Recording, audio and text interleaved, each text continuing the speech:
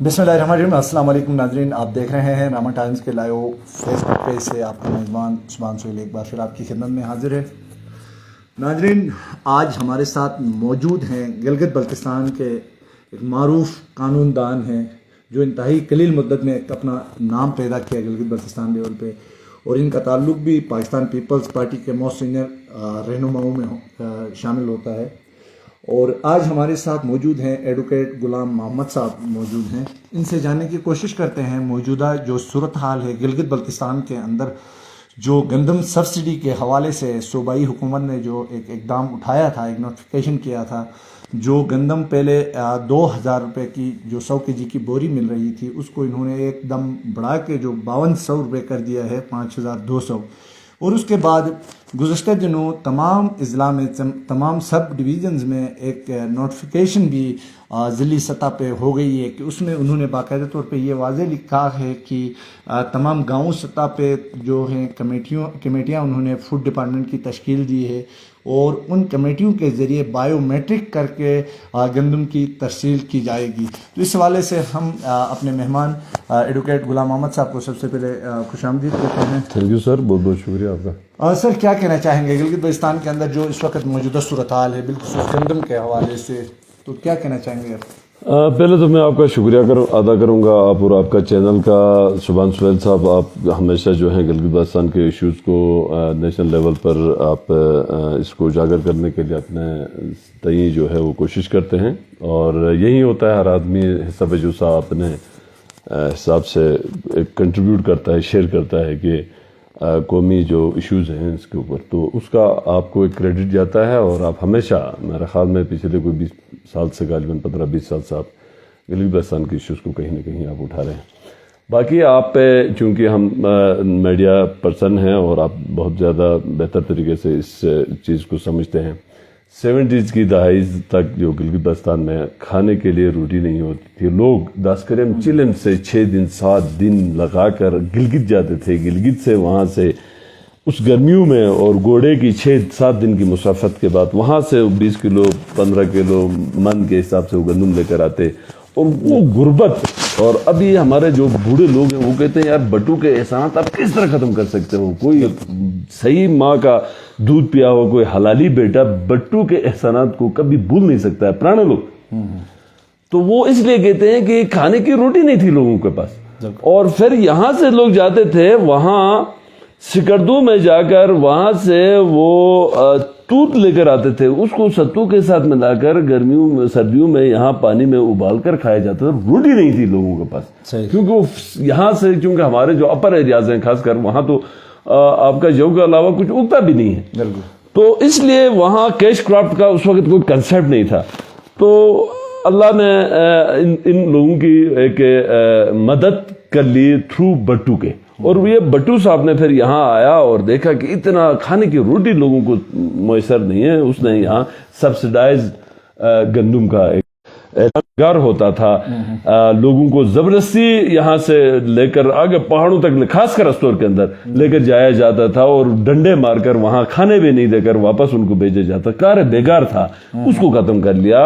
आपका ये जो काला कानून था FCR का, उसको खत्म कर लिया। जागीरदारी सिस्टम था जिसमें आपकी जमीनें ही नहीं थी, सारी जमीनें राजाओं के नाम पर होती थी, और अगर आप कहीं काश कर लेते थे तो वहां उसका हिस्सा लेने के लिए पहुंचते थे। तो लोगों के पास बहुत बड़े मसाइल, इस तमाम मसाइल को बट्टू ने खत्म कर दिया। इसीलिए पुराने लोग आज तक, अगर बट्टू जिंदा है तो इस वजह से जिंदा है, बाकी कोई फिजिकली तो कहीं जिंदा नहीं होता है। लोग इन मुसीबतों से नहीं गुजरे हैं, लोग इन हालात से नहीं गुजरे हैं, तो वो बट्टू के एहसानात और बट्टू का नजरिए को नहीं समझते।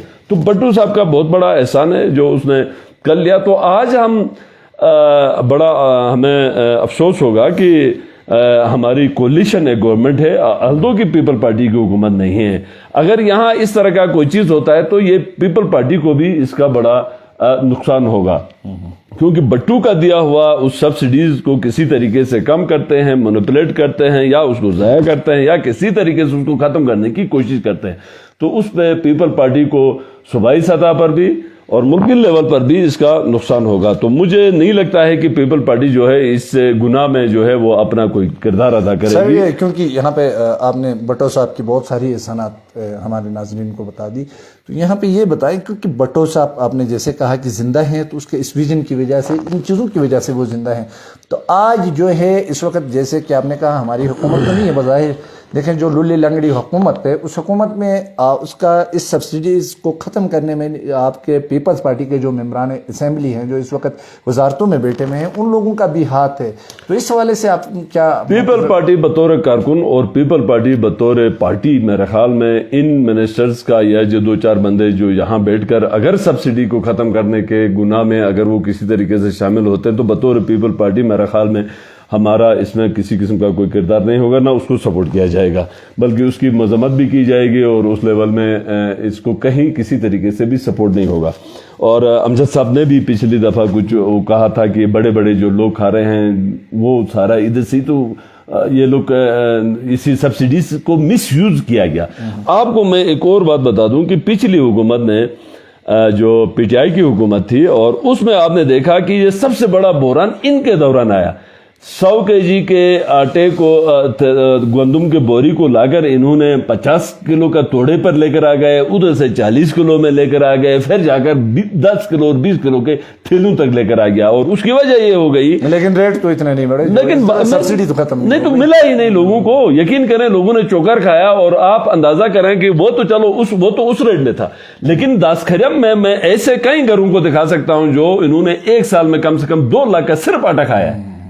ان کو آٹا ملا ہی نہیں اور انہوں نے بازار سے بلیک میں وہی آٹا جو تھا وہ 3200 کا 3000 کا 20 کلو کی تھیلیاں کھایا. اب گھر میں اگر 12-13 بندے ہیں اور وہاں 12-13 بندے وہ بھی داس کھرم جیسی جگہ میں اور دیہاتوں میں جو اچھا خاصا خوراک کام کی وجہ سے کھاتے ہیں, وہ 20 کلو کی جو تھیلی ہے ان کو 2 دن زیادہ سے زیادہ ہوتا ہے اور وہ 3000 کا انہوں نے پرچیز کرتے رہے. 3 لاکھ 2 لاکھ کا صرف گندم کھایا لوگوں نے, تو وہ تو ان کے دور میں ملا ہی نہیں ہے. اور بدقسمتی اس کی یہ ہو گئی کہ ایک شارٹ دیکھو آپ کا جو جس طریقے سے ایک کوٹا بنا تھا وہ اس کو سالانہ آبادی کے حساب سے آگے بڑھانا چاہیے تھا, بجائے اس کے کہ وہ اسی جگہ میں روکا گیا. اور نہ صرف روکا گیا بلکہ کوئی 36,000 یا 40,000 کے قریب اس وقت میرے خیال میں کوئی شارٹیج ہے جو ہمیں کم مل رہا ہے, جو ہمیں ملنا چاہیے تھا اس سے بھی.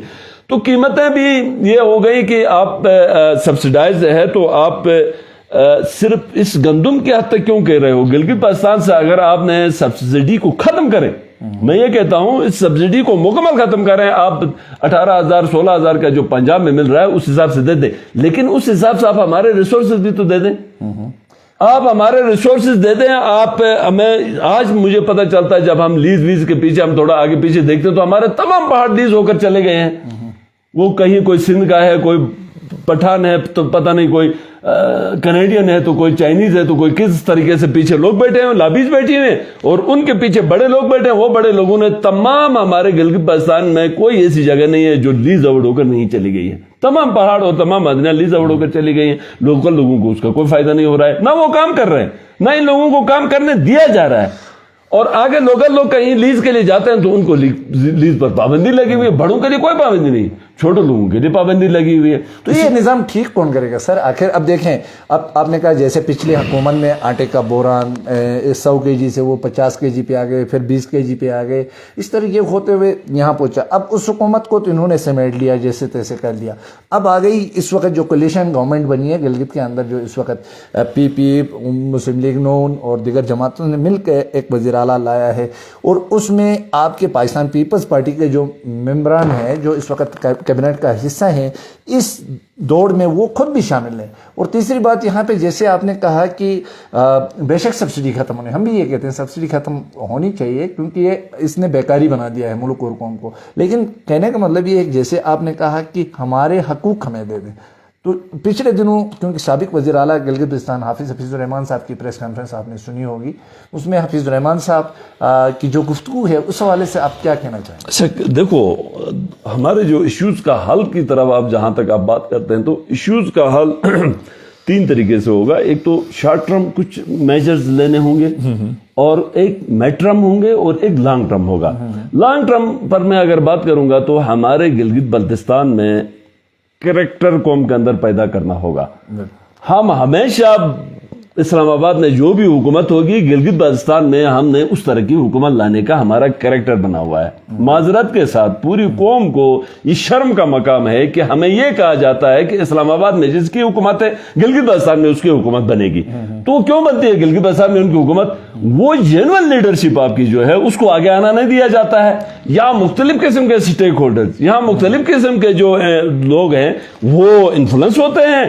انفلوئنس ہو کر یہاں لوڑی لنگڑی ایک حکومت بنائی جاتی ہے جس سے اس طرح کے کسی قسم کا بھی ایک اپنے لیے سہارا بنا کر آگے لے کر چلتے ہیں، اور جینون یہاں کی لیڈرشپ کو کم سے کم کبھی آنا نہیں دے دیا. تو لانگ ٹرم میں ان ساری چیزوں کا جو ایشو ہے وہ آپ کی لیڈرشپ کے اوپر ہے. آپ کو ٹرو لیڈرشپ آپ کو لانی ہوگی. جب تک ٹرو لیڈرشپ نہیں لاؤ گے یہ لولی لنگڑا نظام سے آپ کا بڑے ایشوز کبھی حل نہیں ہوں گے.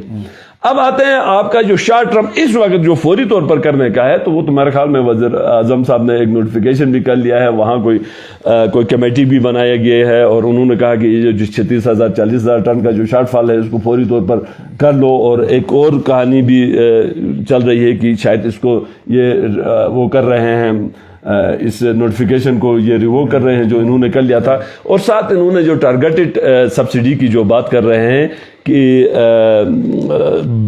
جو 17 گریڈ سے اوپر کے لوگوں کو نہ دیا جائے، یہ غریبوں تک پہنچ جائے، یہ محکوموں کو نہ دیا جائے، یہ اور جو مختلف جگہوں میں نہیں آتا ہے اس طریقے سے نہ دیا جائے. ٹھیک ہے، یہ بھی ایک اچھی اپروچ تھی، لیکن یہ مس یوز ہو جائے گا اس اپروچ کے، اور اس کو مس یوز کریں گے اور بلیک مارکیٹ کریں گے اور بلیک کریں گے. یہ سارا چیزوں کو کر کے اور لوگ جو ہے زیادہ سے زیادہ منافع کمائیں گے. پھر بھی غریب کو اس طریقے سے اگر ملنا ہوتا تو یہ بھی ٹھیک تھا، لیکن یہ بھی نہیں ہو جائے گا. یہ میری آپ کو وہ ہے. فوری طور پر ان کو یہ کرنا چاہیے کہ فی الحال تو ہمارے پاس کچھ بھی نہیں ہے اور نہ ہمیں یہ توقع ہے کہ ہمیں تمام ریسورسز اور ہمیں سیلف اٹانومی دے دیں گے، تمام حقوق دے دیں گے. یہاں دے کر ہمیں اپنے ریسورسز کا ہمیں خود مالک بنائیں گے. خالصہ سرکار ختم ہو جائے گا، آپ کا لیز سسٹم آپ کی ڈسٹرکٹ کی کمیٹیاں دے دیں. یہ تو فوری طور پر ممکن نہیں ہے اور نہ ہونا ہے اس نے. اور یہ میڈ ٹرم میں لانگ ٹرم میں جا کر یہ چیزیں ہو جائیں گی. فوری طور پر نہیں. فوری طور پر حکومت پاکستان کو گرانٹ دینا ہے، گرانٹ دے دے اور وہاں سے آرڈر ریلیز کرے اور اس پر آگے چلے. لیکن میں آپ کو ایک بات بتا دوں گا، یہ جو آٹا سبسڈی انہوں نے بڑھا لیا ہے، یقین کریں یہ بہت بڑا لاوا بن کر پھوٹنے والا ہے. یہ اتنا اس کو لائٹ نہ لیا جائے. گلگت بلتستان کے لوگ ساری چیزیں برداشت کر سکتے ہیں، بھوکا اپنے بچوں کو نہیں رکھ سکتے ہیں. اور ہمارے پاس ہے کیا؟ ہمارے پاس کتنی یونیورسٹیاں ہیں، ہمارے پاس کتنے MBBS کالجز ہیں، ہمارے پاس کتنے ٹیکنیکل کالجز ہیں، ہمارے پاس اور کیا ہے. یہاں کتنی صنعتیں انہوں نے بنائی ہوئی. ہمیں تو کچھ نہ کرنے دیا جا رہا ہے، نہ خود کر رہے ہیں. اور اوپر سے یہ کہیں کہ بھائی آپ کو سبسڈی بھی ہم ختم کر رہے ہیں، تو کہاں جائیں گے لوگ؟ اور اس سے بہت بڑا ایک منافرت اور بہت بڑا ایک فتنہ پیدا ہو جائے گا علاقے میں. یہ میری پیشن گوئی آپ کو. جین صاحب، کیونکہ آج پورا گلگت بلتستان کے اکثر اضلاع اسی یہ جو ٹارگیٹڈ سبسڈی کے اوپر احتجاج تھا، تو اس دوران اکثر استور میں بھی ہم مختلف مقررین کی جو تقاریر تھی اس میں انہوں نے یہی کہا کہ دیکھیں گلگت بلتستان کے اندر اس وقت اگر سبسڈی کو ختم کرتے ہیں تو ختم کریں، ٹھیک ہے نہیں ہے. ہمارے جو یہاں سے جو پانی جا رہا ہے اس کا جو ریالٹی بنتی ہے وہ ہمیں دے دیں. پھر اس کے بعد کہا کہ جیسے یہاں پہ سی پیک ہے، سی پیک گلگت بلتستان کو چیرتا ہوا جا رہا ہے، اس کے جو وہ بنتے ہیں وہ ہمیں دے دیں. تو اس طرح جب پبلک کا یہ ڈیمانڈ ہے اور اس کے بعد ہمارے پولیٹیکل لوگوں کا، جبکہ دوسری جانب حافظ الرحمان صاحب نے کہا کہ یہاں دریا کا کوئی ریالٹی نہیں بنتی ہے، یہاں دوسری چیزوں کی نہیں بنتی ہے، ہوائی پروازیں یہاں سے گزرتی ہیں اس کی نہیں بنتی ہیں. تو میرا مقصد یہ تھا کہ اس حوالے سے آپ اصل بات یہ ہے کہ حافظ الرحمان صاحب جو ہیں وہ اس گلگت بلتستان اور نیشنل انٹرنیشنل لیول میں UNCIP لیول میں گلگت کا ایشو کیا ہے، اور UNCIP لیول میں اس کہاں جا کر یہ قرارداد ختم ہو گیا. گلگت اور اپنا پاکستان اور انڈیا اس کے سیگنیٹریز ہیں، اور انہوں نے دیکھو جو 20 کے قریب اقوام متحدہ کی قراردادیں پاس ہو گئی ہیں گلگت بلتستان کے اوپر. 2 UNCIP کی ریزولوشن ہے، ٹوٹل 26 ریزولوشنز ہیں. تو وہ تو کہیں دور سے بھی نہیں دیکھا ہے اس نے کہ اس کے اندر کیا چیزیں ہیں اور کیا ہے. جب آپ کو اصل ایشو کا اسٹڈی نہ ہو، اصل ایشو کا پتہ نہ ہو، تو آپ جو ہیں آپ سمجھ نہیں پا رہے ہوتے ہیں کہ آپ کو سبسیڈائز کیسے کیا جاتا ہے، آپ کو یہ حقوق کیسے نہیں ملتے ہیں. حافظ الرحمان کو کیا یہ پتا ہے کہ انڈس ریور کا جو سبسڈی ہے وہ KPK کو ملتا ہے، اور وہ بھی 14-15 ارب. اب مجھے ایگزیکٹ فگر نہیں پتا ہے اس لیے میں ایگزیجریٹ نہ ہو جائے، 14-15 ارب، مور دین 14-15 ارب سالانہ جو ہے وہ इंडस रिवर का सब्सिडी दिया जाता है केपीके को, जबकि वो निकलता है, जाता है सब कुछ गिलगित पाकिस्तान से, 1 रुपया गिलगित पाकिस्तान को नहीं दिया जाता है। तो ये कैसा कहता है हाफिजुर रहमान कि भाई इसका सब्सिडी नहीं बनती है, तो उनको कैसे जाता है? अब प्रॉब्लम यह है कि यही तो मैं कह रहा हूं कि ट्रू लीडरशिप जब तक आपकी नहीं आएगी, जिनको गिलगित बाल्टिस्तान का इश्यू का एग्जैक्ट पता नहीं है, ऐसे लोगों को हमने मिनिस्टर्स बनाए हुए हैं, ऐसे लोगों को हमने बड़े बड़े ओहदे दिए हुए हैं, जिन्होंने गिलगित बाल्टिस्तान के इश्यू को कभी ना समझा, ना उनको पता चला, ना इसकी अफादियत का पता है। ये ऐसे एक स्ट्रेटेजिक लोकेशन में है, आपका एक साइड में आपका चाइना, दूसरी साइड में आपका इंडिया, तीसरी साइड में आपका रशिया, इधर से पाकिस्तान, इतनी इंपॉर्टेंट स्ट्रेटेजिक लोकेशन में बैठकर आप ये कह रहे हैं कि हमें कुछ भी नहीं मिलने वाला है। खुदा के लिए ये ना कहें। देखें पाकिस्तान के साथ हमने जिस तरीके से भी अलहाक कर लिया या जो भी हुआ, एक हम पाकिस्तान के साथ चल रहे हैं, और हमारे यहाँ तो तरीके ये चली हैं कि पाकिस्तान हमें जो है अपने आईनी हुकूक दे दे और हमें पाकिस्तान अपने साथ मिला ले। हमने तो तरीके इसलिए चलाई हुई है। पाकिस्तान ने खुद धक्का देकर रखा हुआ है कि भाई नहीं आप उधर बैठे रहे। ओ भाई आपने इधर बैठाना है तो फिर आप उस तरीके से हमें ट्रीट भी करो ना। आपने जब हमें पाकिस्तान के साथ, आप पाकिस्तान के आइन में हमें शामिल नहीं करते हो, पाकिस्तान के मुल्क में हमें शामिल नहीं करते हो, कौमी असेंबली, और वहां आप हमें नहीं लेकर, देखो ये इंटरनेशनल एक प्रिंसिपल है कि no taxation without representation. Tax आप जहां देते हो, आप कुछ पैसे देते हो, तो वहां आपके रिप्रेजेंटेटिव्स होना चाहिए, उसको तकसीम कैसे करना है, उसका तकसीम का तरीका निकालने के लिए। अगर फर्ज करो हम ये सारी चीजें देते हैं, और हम टैक्स, इनडायरेक्ट टैक्स तो सब चीजों का देते हैं, माचिस का टैक्स तमाम, पाकिस्तान जितना देता है इतना हम भी दे रहे हैं। अब ये उधर एक जगह में पुल होता है, उस पुल से किस तरीके से तकसीम होता है, उस पुल का जब तक हमें एनएफसी अवार्ड में हमें गिलगित बाल्टिस्तान का हिस्सा नहीं दिया जाता है, तब तक ये सारी बकवासें, सारी कहानियां, हमें ग्रांट पर हमें इस तरीके से ये चलाया जाता है। तो ये मेरे ख्याल में बहुत ज्यादा देर तक नहीं चल सकता। देखो ये कौम है, ये कोई गाय भेड़ बकरियां नहीं है। यहाँ 30 लाख 40 लाख लोगों का इशू है, यहाँ एक बहुत बड़ा एक इलाके का इशू है। इसको आप संजीदगी से देखें खुदा के लिए।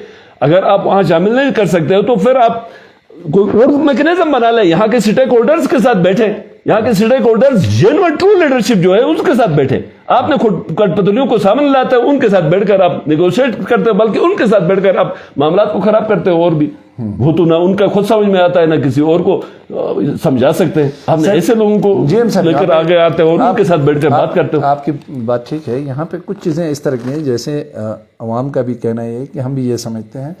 देखें गिलगित बाल्टिस्तान के अंदर इस वक्त एक तरफ से सब्सिडी को किसी हद तक इसको लिपेट रहे हैं, क्लोज कर रहे हैं, तो दूसरी जानिब आए रोज़ देखें कोऑर्डिनेटर की एक फ़ौज भर्ती की जा रही है, मुशीरों की एक फ़ौज भर्ती की जा रही है, एक मिनिस्टर के पास 10-10 गाड़ियां हैं, और उन 10-10 गाड़ियों के पीछे देखें तो एक करोड़ों रुपए का बजट उधर इन्वॉल्व किया जा रहा है।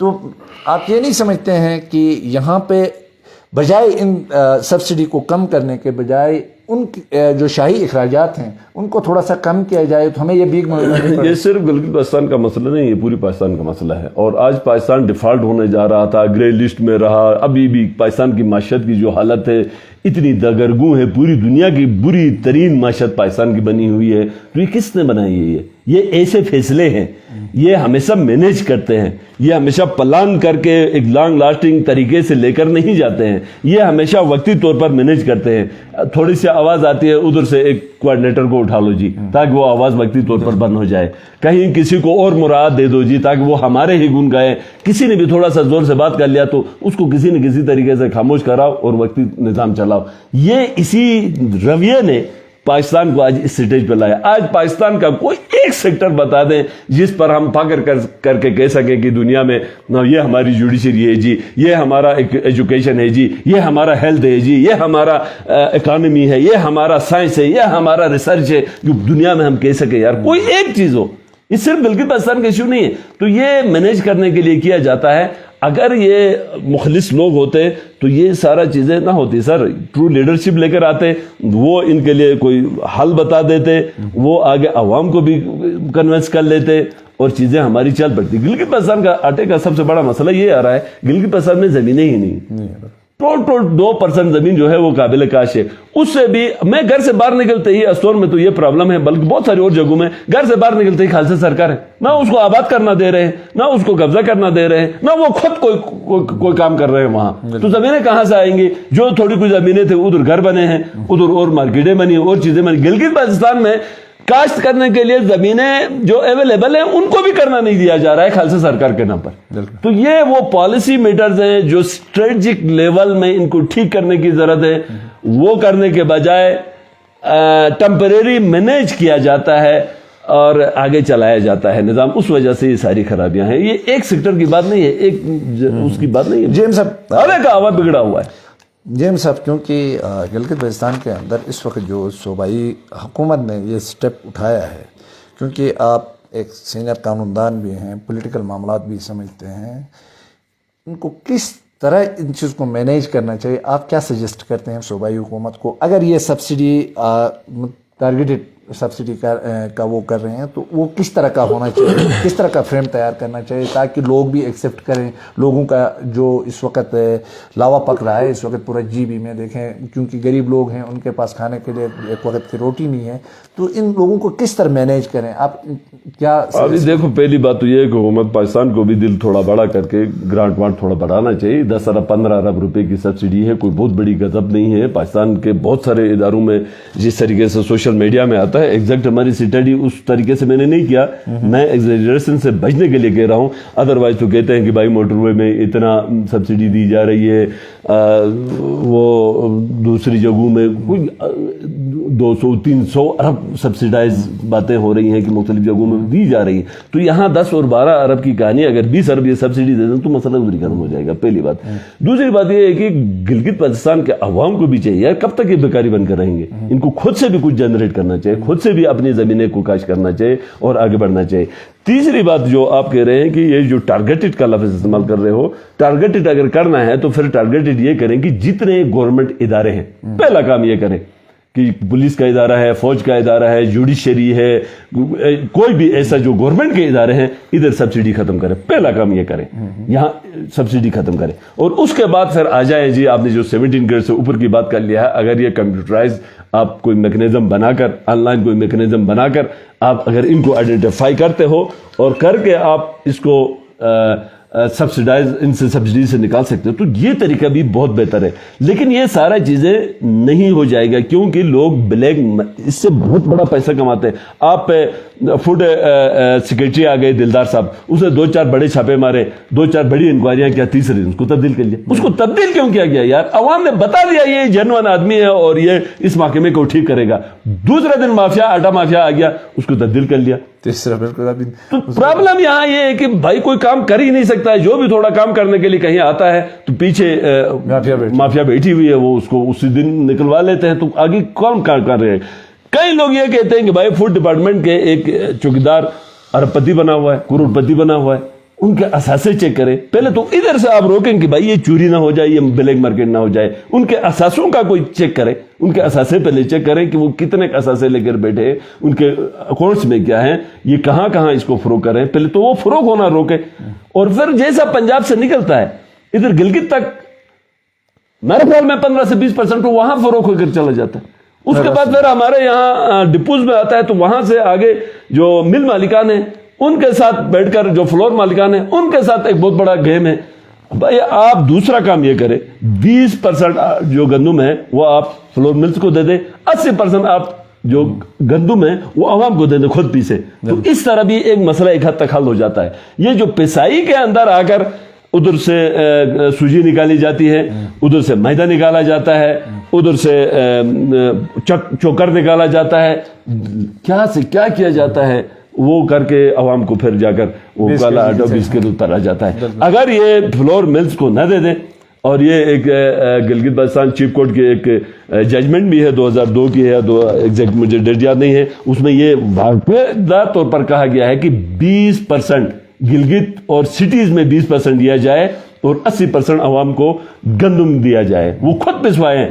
चक्की में पीसते हैं, वो मिल में लेकर जाते हैं, जहां लेकर जाते हैं। बाकी जो हमारे अपर एरियाज हैं, ये एरियाज हैं, यहाँ तो 100% जो है वो गंदम दिया जाना चाहिए। तो गंदम दे देंगे तो एक हद तक वो चोरियां जो है वो एक हद तक कंट्रोल भी हो सकती है। तो वो करने के लिए कोई तैयार नहीं है। जेन्युइन आदमी जहां भी होगा उसको फौरन हटाया जाएगा और निकाला जाएगा। माफियाज बैठे हुए। बहुत शुक्रिया जी एम साहब। नाजरीन, आप तमाम देखने वालों से, सुनने वालों से हमारी गुजारिश है कि आप जी एम साहब ने जो सजेशन दी, जो मुख्तलिफ़ चीज़ों के हवाले से अपनी आरा आप लोगों तक हमारे चैनल के ज़रिए पहुंचाने की कोशिश की, इस हवाले से अपनी कीमती आरा से आप हमें ज़रूर नवाजें। और मेरे ख्याल में जी एम साहब एक बात मैं ये कहना चाहता हूँ, गालिबन कोई 15-20 दिन पहले मैंने फ्लोर क्राइसिस के नाम से मैंने कोई एक कॉलम लिखा है, उसके अंदर बड़े सजेशंस और डिटेल में इसको मैंने डिस्कस कर लिया है और दिलदार साहब को मैंने भेज दिया था और उसने कहा यार बहुत ज़बरदस्त है और हम इसको देखेंगे। उसके अंदर अगर उसको एज ए पॉलिसी मैटर लेते हैं तो हमारे बहुत सारे मसाइल हल हो जाएंगे। उसमें डिटेल से मैंने बात की है। हाँ, बहुत शुक्रिया। तो नाज़रीन, आप अपनी कीमती आरा ज़रूर हमारे कमेंट बॉक्स में जाके दीजिएगा। आज का प्रोग्राम यहाँ पे होता है इख्तिताम पजीर। अपने मेज़बान सुभान सोहेल को दीजिए इजाज़त। अल्लाह निगहबान। Thank you.